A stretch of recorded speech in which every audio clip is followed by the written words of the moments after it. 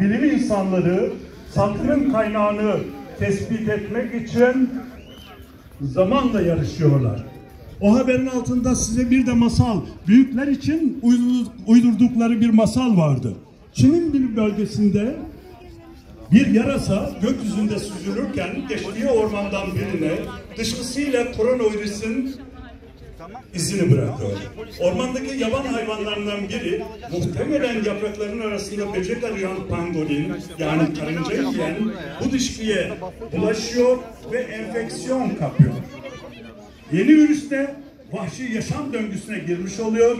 Enfeksiyonu kapan hayvanlardan biri bir kişi tarafından avlanınca hastalık bu kişiye bulaşıyor.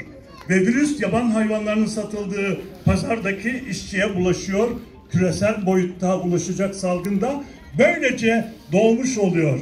Büyükler için masallar uydurdular. Bilim insanları bu senaryoyu doğrulayacak kanıtlara ulaşmaya çalışırken bir yandan da virüsün bulaştığı yaban hayvanlarını bulmak için çalışıyorlardı. BBC'nin yayınladığı haberin hepsi bu kadar. Bütün dünyayı bu haberle kandırdılar. Eğer bu haberi bugünkü bilincimizle bu meydanda dinlerken hala kandırıldığımızı anlamıyorsak durum gerçekten vahim.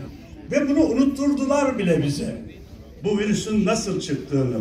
O zaman yarasa gökyüzünde süzülmeye devam ederken bir gün kurgulanan virüsün aşısı diye dayıtılan sıvıyı almaya devam ederiz. Eğer bu gerçeği anlayamazsak.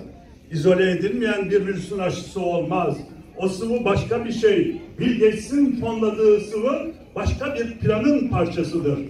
Bu bağlamda küresel güçler kendi çıkarları için bölerek parçalara ayırdığı kesimlere nasıl maske, mesafe ve hijyanı tekrarlatıp sonra aşıda tekrar birleştirdiyse biz de kendi varlığımızı sürdürmek ve geleceğimiz için birleştirmek istiyoruz. Tüm yaşadıklarımızda onun için plandemi diyoruz. Çünkü bu virüsü tespit etmeyen PCR testiyle virüs arıyorlar.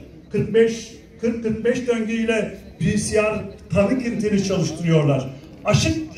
Düşük devirle çalıştırdığınızda hiç kimse hasta çıkmaz. Yüksek devirle çalıştırdığınızda herkes hasta çıkar. Dolayısıyla PCR sadece bir oyun.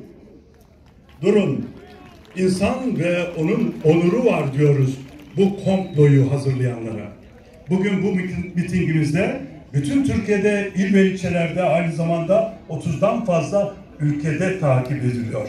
Birçok ülkeden ve illerimizden destek mesajları geliyor. Önce şunu bir kere daha düzeltelim. Biz aşıya karşı değiliz. Aşının dayatılmasına karşıyız. Bu aşının mahiyeti nedir diyoruz. Bunun içinde ne var? Kaldı ki 5 yılda yapılacak aşıyı 6 ayda yaptık dediniz. 6 ayda yaptığınız aşıyı 6 ayda da ürettiniz. Bunu dağıtmanız 3 ay sürdü. Uygulamanız 2 ay sürdü.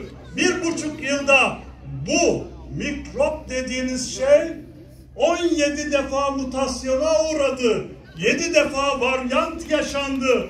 Siz hangi mikroba aşı yaptınız? Bugün bize hangi ilacı veriyorsunuz?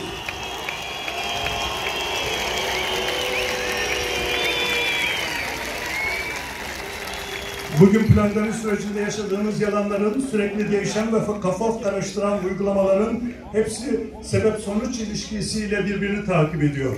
Bu şekilde sonuçta sürekli hata yapıyorsunuz. Yapılan işler hukuka aykırı, anayasa ve yasalara aykırı, bilime aykırı, ahlaka aykırı, siyaset ve bilim tabu değildir.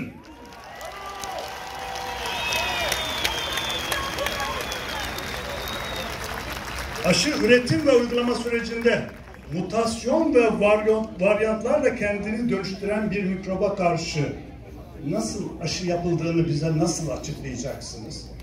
Bunun bilimsel yöntemi ne? Böyle bir şey yok. Kadın, erkek, yaşlı, genç, herkese diğer sağlık sorunları dikkate alınmadan nasıl aynı dozda aynı ilacı kullanabilirsiniz? Dünyada böyle bir tedavi yöntemi var mı?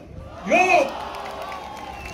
Bunlar ne bilimsel ne de etik konular. Bu uygulamalar hasta haklarına aykırıdır. Maske uygulaması da öyle.